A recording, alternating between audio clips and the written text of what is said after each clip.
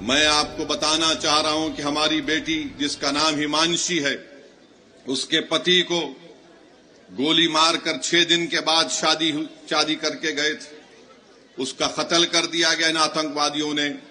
ये हमारी बेटी हिमांशी का एक पैगाम देती है, हमारे देश में बसने वाले जो लोग हिंदू मुस्लिम का जहर फैला रहे हैं, वो कहती है कि मैंने अपने पति को खोया, मगर मैं नहीं चाहती कि मुसलमान और कश्मीरियों के खिलाफ नफरत के मुजाहरे किए जाएं। हम उम्मीद करते हैं कि भारत सरकार हमारी इस बेटी जिसने अपने पति को खोया है, उसके इस अल्फाज को याद रखेगी और देश कभी उन लोगों को माफ नहीं करेगा जो ऐसे वक्त में बजाय हम मुत्तहिद होकर इन आतंकवादियों से और इन आतंकवाद को प्रमोट करने वाले देश से मुकाबला करें, जो हमारे मुल्क में इसका फायदा उठाकर नफरत को फैलाना चाहते हैं। याद रखो, इस वक्त पर हमको नफरत नहीं, हमको अमन को और मोहब्बत को पैदा करना है ताकि हम देश को मजबूत रख सकें। और जो लोग नफरत और जहर फैला रहे हैं, याद रखो तुम एलईटी और पाकिस्तान के चेहरों पर मुस्कुराहट लेकर आ रहे हो। हम ये चाहते हैं कि इन जालिमों के चेहरों से मुस्कुराहट खत्म हो जाए।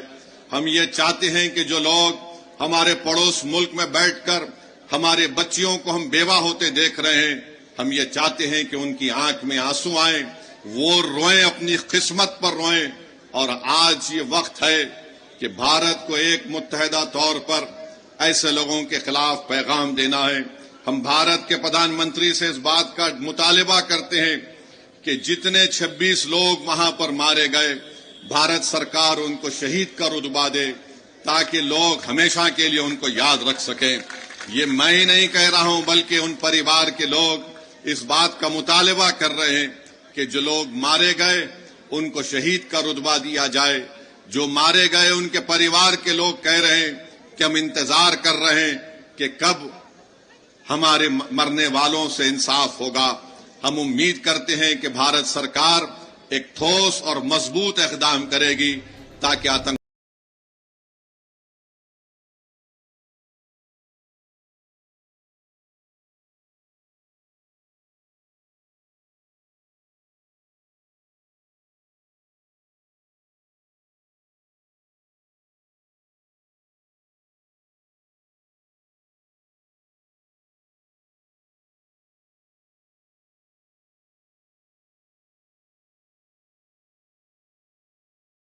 कुरान में लिखा है, अल्लाह ताला फरमाते हैं सूरह निसा में सूरह नंबर 4 आयत नंबर 56 में 56 कि जो लोग अल्लाह के खिलाफ जाते हैं, अल्लाह की निशानियां को नहीं मानते, उनको हम दोज़ख में डालेंगे और जितने बार उनकी चमड़ी जल जाएंगी उतने बार नई चमड़ी देंगे। तो आज के पुलिस अफसरान कुरान को क्यों नहीं पढ़ते, इस्लाम को क्यों नहीं पढ़ते?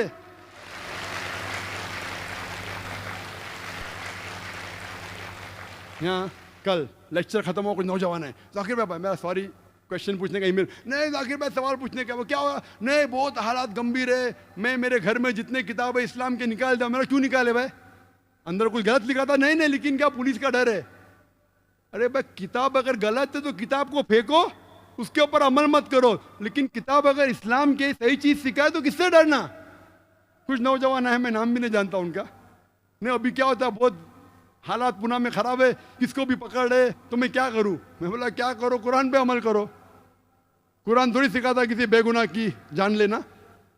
अगर गलत किताब आप पढ़ रहे, किसके बहका में आए, तो उसको छोड़ो, किताब को जलाओ, उसके ऊपर अमल मत करो। अगर आतंकवाद चीज सिखाती है, छोड़ो उसको, अमल मत करो। लेकिन अच्छी किताब है तो किससे डरना? आपके घर में कुरान मजीद है? हाँ है, तो क्या उसको निकाले? नहीं निकाले। मैं बोला क्यों नहीं निकाले, उसमें भी जिहाद है। और मैं कई पुलिस ऑफिसर को जानता हूं, और अक्सर आप देखे जाओ तो मेरे नजदीक अक्सर पुलिस ऑफिसर अच्छे हैं।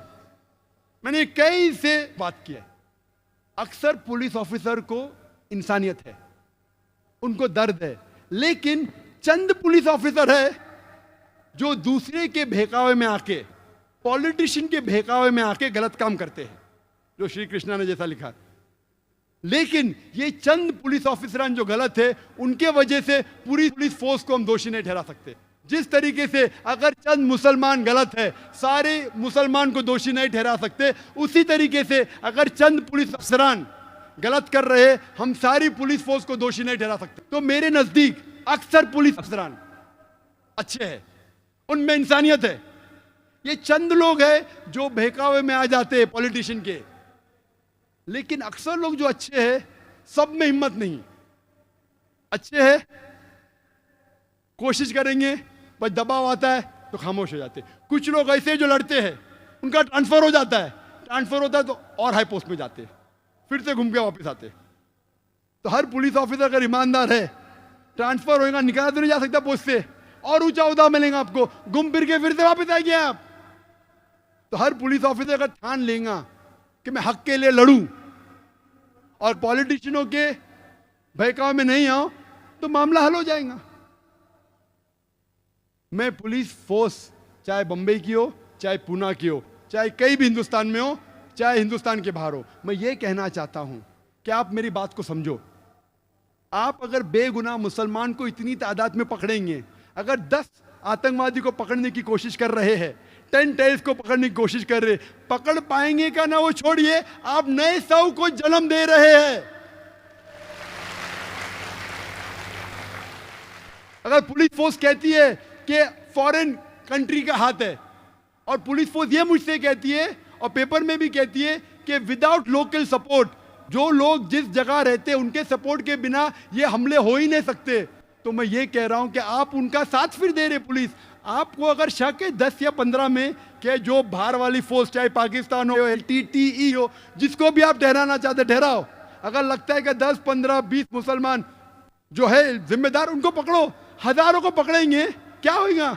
जब वो छूट के आएंगे तकलीफ देने के बाद, रेडीमेड गिराक है, आप उनके लिए गिराक तैयार कर रहे टेररिस्ट बनने के लिए। क्यों? किधर की हिकमत है? जूलियो रिबेरो जो बॉम्बे का पुलिस कमिश्नर था, बाद में DGP था, वो कहते हैं कि जितनी तादाद में आप गैर जरूरी गिरफ्तार करेंगे, उतने चांसेस हक पे आने के कम है। The more people you catch unnecessary, the chances of you coming to the truth go down. क्यों? मैं ये नहीं कहता हूं कि जो लोग जिम्मेदार हैं उनको मत पकड़ो, लेकिन बेगुनाह लोग को क्यों पकड़ रहे? आप मुसलमान का साथ लो, आप सबूत पेश करो, हम आपकी मदद करेंगे। पुलिस मुझसे कहती है, जाकिर भाई आप तो इतने मशहूर है, लाखों लोग आपको सुनते, आप मुसलमान को क्यों नहीं समझाते? बेशक अल्लाह की मदद से लाखों लोग मुझे सुन, यहाँ माशाल्लाह मजमा कितने का पता नहीं, हो सकता है 50,000 के ऊपर है, मेरी नजर जहां तक जा सकती है उससे ज्यादा भी हो सकता है। मैं तकरीर करता हूं, चैनल पे करोड़ों लोग मुझे देखते हैं, बहुत से लोग मुतासिर होते हैं मुझसे अल्हम्दुलिल्लाह, लेकिन जब आप ऐसे हरकत करेंगे तो कौन मेरी बात सुनेगा?